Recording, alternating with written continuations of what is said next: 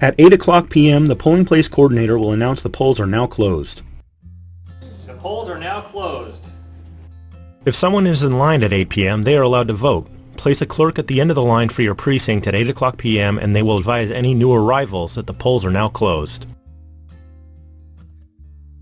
Oh, I'm sorry, sir. I apologize. The polls are now closed. The polling place coordinator and inspector guides have detailed steps for completing all of the closing procedures. The closing procedures should be completed as soon as possible. The first inspector finished with their closing procedures will need to return to the reception center as soon as possible with all of the ballots for the polling place and their individual supplies. All of the provisional ballots will be transferred to the blue vote by mail bags. The AutoMark ballots will need to be given to the polling place coordinator so they can complete their ballot reception summary, and then they will deposit them into the blue vote by mail bag as well.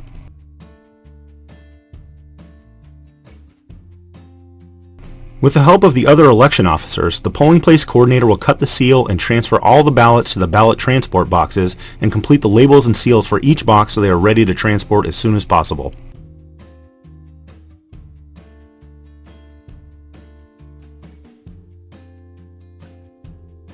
The inspectors, with the help of the clerks, will complete the ballot receipt and worksheet, provisional summary, ballot statement, and prepare supplies for return. It is very important that before the inspectors pack and seal their red inspector bags, that they give their totals from their summary sheets to the polling place coordinator so they can complete their ballot reception summary. The red inspector bags should have the blue official roster, pink provisional roster, 3 precinct street indexes, completed voter registration cards, and election officer sign-up sheets. Once all items are packed, the inspector will use the white seal to secure the bag.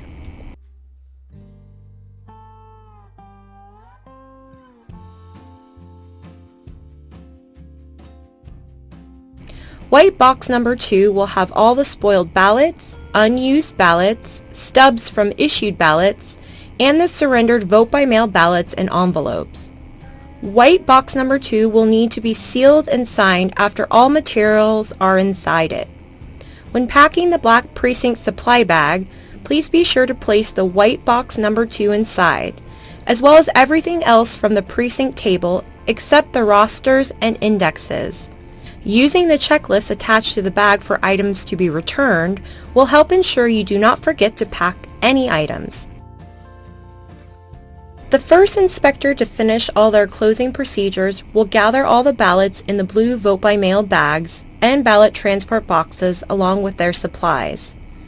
With another election officer, they will get the rear view mirror placard from the polling place coordinator and leave to return their supplies and the ballots.